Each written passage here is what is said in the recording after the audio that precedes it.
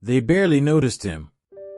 A worn mop moved slowly across the marble floor of West Point's East Wing, echoing through the early morning stillness. His uniform wasn't stitched with medals, just navy blue coveralls, faded at the knees. Keys clanked gently at his waist. A name tag read simply, Thomas. Cadets stormed past daily, boots striking hard, and hurried. They whispered, laughed, tossed paper cups into the trash. Some barely held the door for him. Some didn't look at him at all. But Thomas moved like clockwork. Silent. Patient. Every floor polished. Every bin emptied before noon. He knew every cracked tile, every squeaky hinge. He never missed a day in 17 years. Never corrected anyone when they called him old man. Never complained when coffee spilled or footsteps muddied his just-mopped floors. One Monday, a lieutenant colonel found him in the hallway, kneeling near the war memorial glass, hand-polishing the names etched into history. "You don't have to do that," the officer muttered. Thomas didn't look up. "I know." A cadet once dropped his rifle during inspection, red-faced and trembling. Thomas picked it up, eyes calm, grip firm. "You'll carry it better next time," he said softly, then walked away. They thought he was just kind. They didn't know.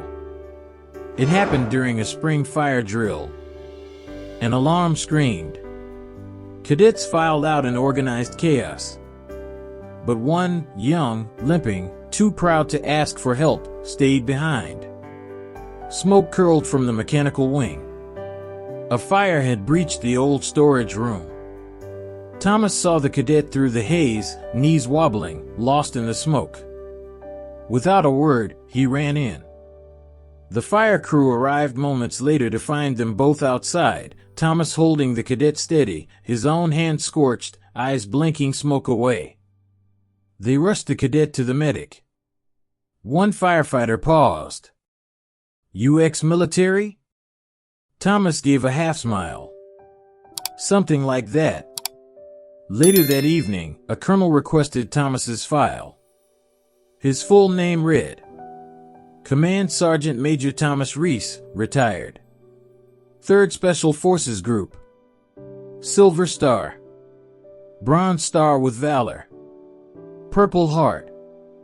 He had led Black Ops in Mogadishu.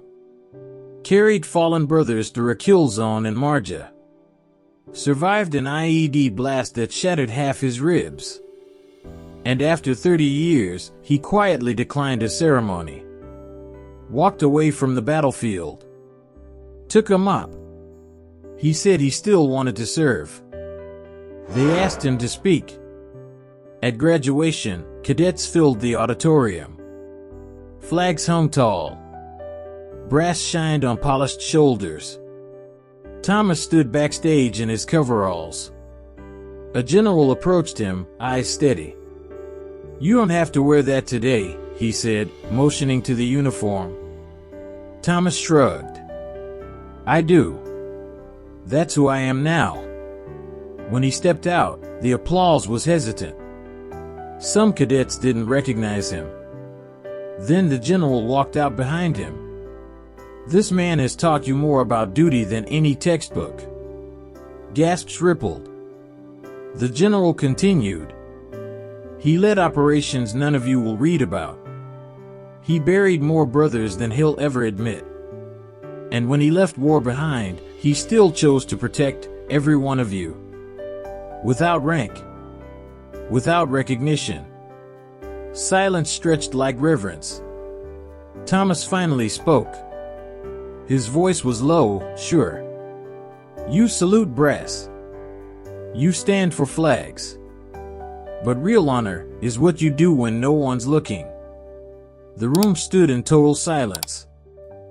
Then came the first salute. A cadet rose. Then another. One by one, the hall stood, arms to brows. And Thomas, stoic, quiet, eyes misted, returned the gesture with trembling fingers. That night, No one walked past him without a nod. Some cadets offered to carry his mop bucket. One even called him Sergeant. He just smiled. There are warriors who fight wars. And there are those who, even in peace, keep protecting. Thomas Reece never needed a ceremony. His battlefield became a hallway, his rifle replaced by a mop. But make no mistake, he never stopped serving. If this story moved you, drop a comment below and let us know where you're watching from. Don't forget to like the video, subscribe for more powerful stories, and remember, some legends walk quietly, but their silence echoes louder than drums.